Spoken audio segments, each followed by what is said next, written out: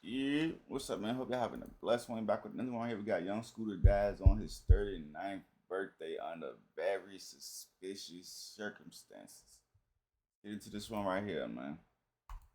It's just a strange situation. So police say that they were called out here for a shots fired call, but when they got here, they didn't find any evidence of a shooting. So the situation that we're hearing about, we're hearing that a 39-year-old man, Kenneth Bailey, is dead. That's according to the medical examiner, and a loved one on the scene is the one who confirmed that that was rapper Young Scooter. All right, so today we got Young Scooter in the news after he passed away last night on his 39th birthday while running from the police in Atlanta. This news started breaking last night, but it started breaking with a lot of misinformation included, right? I seen a lot of blogs, a lot of news sites posting saying that Young Scooter was shot and killed by the police. That's the narrative a lot of people were running with. As of today, it looks like that is not actually the true story behind this. However, his death still remains suspicious and mysterious, to say the least, right? Like, a lot of things just ain't adding up about this story right here. So Young Scooter was celebrating his 39th birthday last night when police received a phone call about shots being fired and a woman being drugged back into a house at 273 William Nye Drive on the southeast part of Atlanta. When police arrived on the scene, they said that a man opened the door, and when he realized it was the cops, he quickly slammed it in their face before him and another man fled out of the rear of the home. One of the men that were running actually turned around and returned back to the house, but Young Scooter decided he was going to continue running, and he made the decision to jump over two fences while he was fleeing. Officers said when they located him on the other side of the fence, he appeared to have suffered an injury to his leg. The police rendered aid to him, had him loaded up and transported to the hospital where he would inevitably pass away from his injury.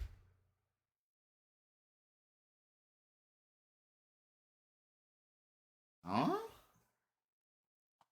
That nigga died from a broken leg? The fuck?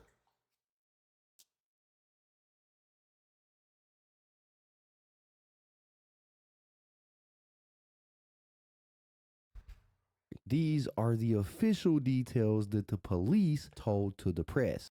Police say they were called by someone saying they heard shots and then saw a woman being pulled into a home. Well, when police arrived, they say they didn't find a woman, but they did have a man open the door to that home and then close it in the officer's face. A lieutenant tells us two men then ran out the back door. The officers say that one of the men returned to the house, but the other one, Young Scooter, jumped two fences, and that's when he was fatally hurt. Right, so this is where the story got a little bit of confusion included, because pretty quickly we started to hear reports and people saying that while Young Scooter was running from the cops, one of them had to have opened fire. They probably hit him in the leg, and that's what killed him. Which, I mean, that would make sense, except for the problem is that the police swear to God that that's not what happened. They say that his injury was a self-sustained injury, something that he did to himself while he was jumping the fences. And even though people were running with that narrative, there were videos coming out from people that were on the scene when this went down, literally standing there talking to the police, with the police saying that that's not what happened. Police did not shoot Scooter, man. Police did not shoot Scooter, man. They saying he's still alive. Detectives just told us. Don't believe the blogs. Detectives just told us. So the police ain't killed him? No! And they say the police ain't kill him, man. You gonna believe a nigga like that? You gonna believe you gonna believe a nigga like that with a look how the police dress, really? That's wrong info. What? Wrong info, man. What was he doing out here, man? I don't know what he was doing out here, man. That is so false, man. That's like the opposite of what happened. Yeah. Man. First off, them detectives look like the type of detectives you would see in a Looney Tunes cartoon, but you can hear the detective say there that, you know, people claiming that Scooter was shot are just wrong, that that's the opposite of what actually went down. And this is something that will be further corroborated by a what's the opposite? lieutenant of the Atlanta Police Department, Lieutenant Andrew Smith, in a press conference that he held last night. A press conference, like I said, where he denied that young Scooter was shot by the police, but like very awkwardly doesn't really give any extra detail about what might have happened. It's a really weird press conference. Y'all watch it. Smith, Atlanta Homicide Commander. We're here to discuss two events this evening. The first being from the 200 block of William Nye Drive in Zone 3. Officers responded to a dispute with a weapon. It was advised in the call remarks that shots were fired and a female was dragged back into the location. Once officers arrived, they knocked on the door. A male opened the door and immediately shut the door on the officers. The officers then established a perimeter. During the process of establishing the perimeter, two males fled out of the rear of the house. One male returned back into the house.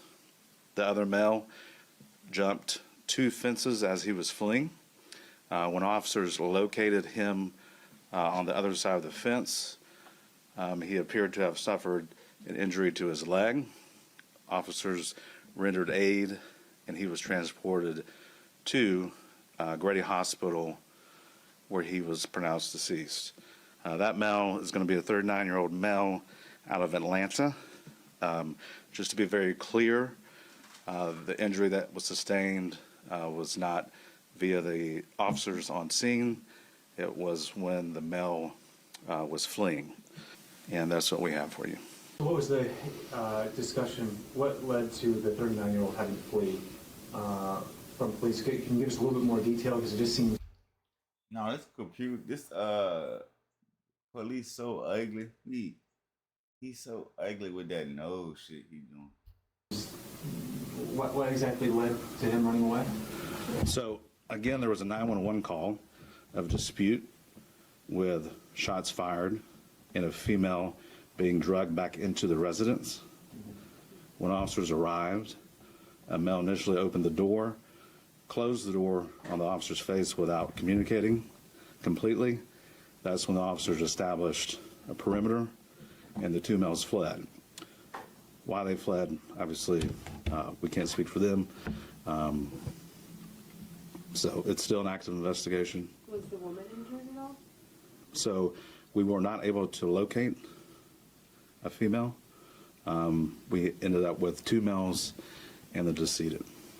Was the, and you said a dispute, so it started in a car, a moving car? The dispute No, outside of the residence. Outside of the residence, and then a woman was drugged back into the... That's what was reported. We have not been able to substantiate any of that, which is also a part of our investigation. And then when he jumped over the fence from one victim, what wound would, I guess, did he shoot himself?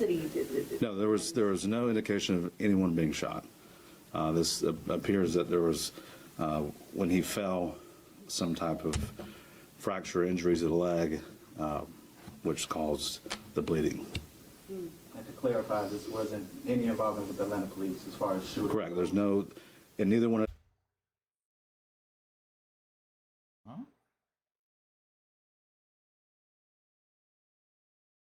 of these cases were officers involved in shooting at all. That one started with a 911 call of a dispute. Correct. That's why you guys got there, and then... Dispute, shots fired, woman being drugged back into the residence. The Atlanta Police Department has not been involved in any shootings tonight, and, all right, thank you.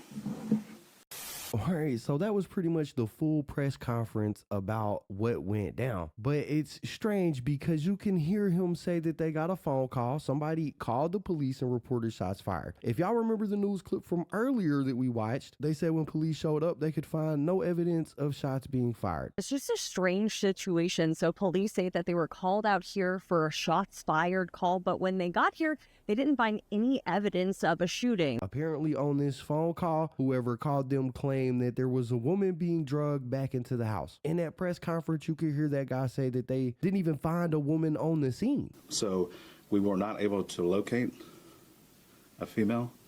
We ended up with 2 males and the decedent.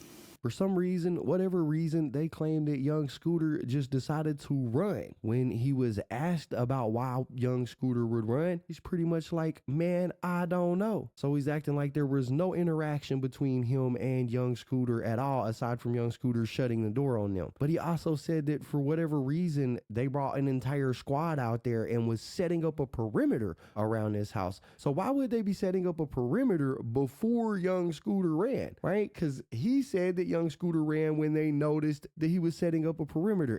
During the process of establishing the perimeter, 2 males fled out of the rear of the house. And a lot of the details, I'm not gonna lie, y'all, just aren't adding up a whole lot. You know, it's weird. It's strange for sure. But as of right now, that's the details that we have about what went down. They're claiming that it was some kind of fracture. You can hear one news reporter ask, did he shoot himself? Because I know some people were thinking maybe he shot himself in the leg. The policeman says, nah, nobody shot anybody. There was no shooting at all. And I mean, I did look into it. And if you suffer a fracture to your thigh, you do have arteries in your thighs, it can be fatal, but it's rare. We heard the cop say pretty much that he bled out, which leads me to believe maybe he broke something, hit an artery, and they just couldn't stop the bleeding. I mean, at this point, who knows? It's very strange indeed. But in response to all this, we did have young Scooter's son actually speak out about this, and he went on Instagram and he posted this, and it says, "Of APD, the Atlanta Police Department." He said, "Police or not, y'all ain't have no understanding about nothing. You pulled straight up, sisters and brothers, they overly good. Your son a hustler just like you. Watch this." And I found that statement interesting because he's very clearly blaming the Atlanta Police Department for what went down. He continued, he said, "I promise I'm gonna get back to y'all. Thank y'all. I'm just trying to stay off this social media-ish because we got lame ass blogs lying and man, I don't even want to see none of this stuff. I'm broken into a million pieces. I don't wish this pain on nobody. My dad was a good dude. He ain't deserved this," right? And rest in peace to young Scooter, man. I feel for his family right about now. I know that they're going through it. All last night, he was on Instagram reposting stories of people wishing him a happy birthday. He was only 39. Trying to imagine being a 39-year-old healthy man and dying because you jump a fence is crazy. I ain't... Nah, chill. Hey, chill, KB.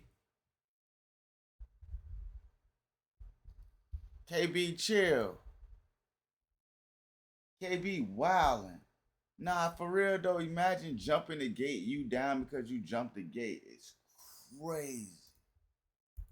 Gonna lie, especially when Scooter, the details man. about what happened are as murky as they are in this story right here. But one last thing I want to hit on is Rollo, right? Young Scooter and Rollo, they got a long, lengthy history together. Here recently, they kind of have been going back and forth. They've been involved in a feud. Just in the last year, we've seen them go back and forth to the point where Rollo pretty much asked young Scooter to just get in a room solo with him so they could run the fade. Scooter had responded to him saying real ones don't fight each other. It's already a certain respect. If you feel you could put your hands on me, you gonna feel this fire. Y'all might remember that. But Rollo actually spoke on this situation as well. Kind of frustrated because blogs were already reaching out to him, trying to get him to do interviews and things like that. And you could tell that he was also hurt by this loss right here because the two of them never really got to patch things up. You know, y'all listen to what Rollo said.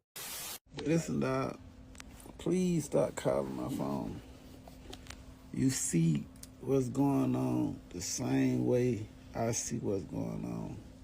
And this do not feel good at all. My brother just got killed. And I can't even go slide for him. On top of that, me, his mama, his real family, like this our real core family, like before a rap song, before a dollar came, we family. I don't want to hear this talking about no interviews. I don't want to do no interviews. I don't want to do nothing. I just want to chill. Then I got to go in the club tonight and act like I ain't but I got to smile for these motherfucking cameras. This shit ain't no good feeling. I don't want to kick it, bro. Stop calling me, bro. Yeah, so there's that. There's what Rollo had to say. But man, y'all gotta let me know what y'all think about it. Do y'all think the Atlanta Police Department is hiding something in this case? Yo. Right here, watching the news clips and hearing the stories, No. man, none of it really adds Yeah.